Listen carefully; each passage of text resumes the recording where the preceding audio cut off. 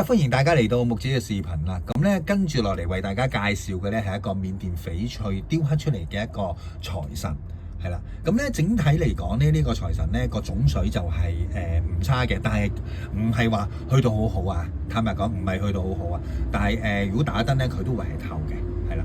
放大俾大家睇下先。嗱，整體咧佢嘅肉質咧望到啦。我話唔係好差，係真係唔係好差，但係你話好好就唔可以咁講得，係啊。天然嘅紅翡，呢個冇記錯應該好似叫做馬魯紅啊，有啲人咁叫佢做馬魯紅啊。你睇下啲肉質先，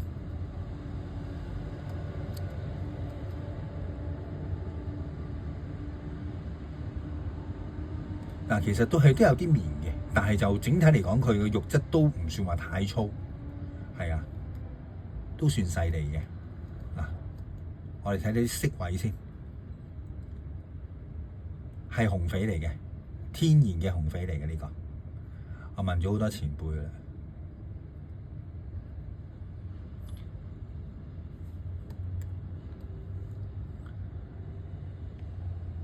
啲色都潤嘅。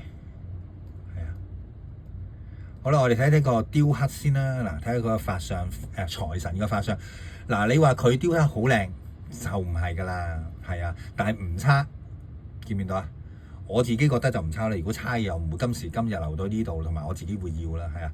咁就呢邊咧係一個紅色嘅元寶，呢邊係一個如意。嗱，有部分咧，我見過出邊有啲係財神咧，佢中間呢度係冇雕嘢嘅，咁佢呢個係一個。日出嘅圖案咯，係啊，日出嘅圖案，咁啲細緻位都做咗嘅，係啊，啲細緻位都做咗嘅。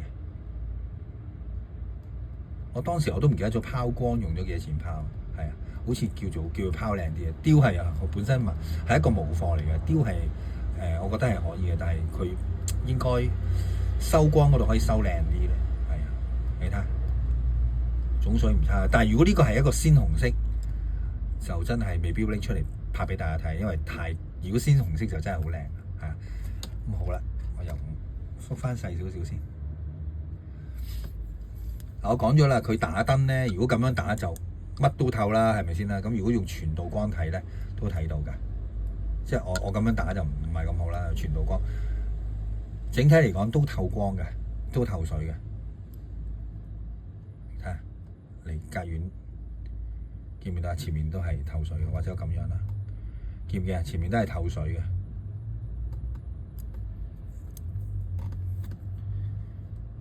見唔見啊？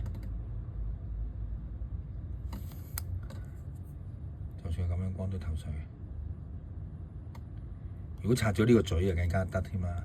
係啊，佢係完美嘅，冇任何嘅石紋同裂紋啦。呢一個今時今日呢啲工都唔平㗎啦，已經係啊。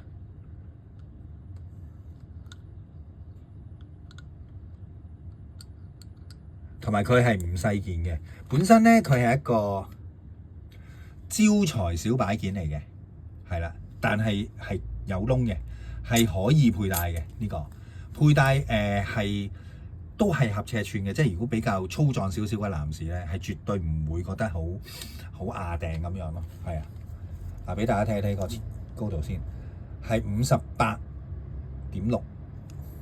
闊度。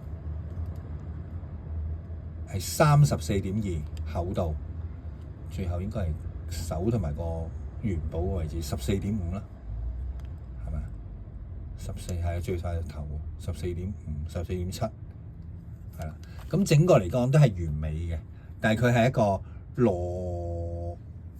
細螺啦，係啊，細螺或者係個種水靚嘅細螺啦，係啊，超靚嘅一個。好啦，咁啊，今日介紹到呢一度啦，咁會有價錢擺咗喺個 description 嗰度嘅，大家有興趣咧就可以睇一睇，好嗎？咁啊，多謝支持，咁啊陣間會介紹埋一條手串嘅。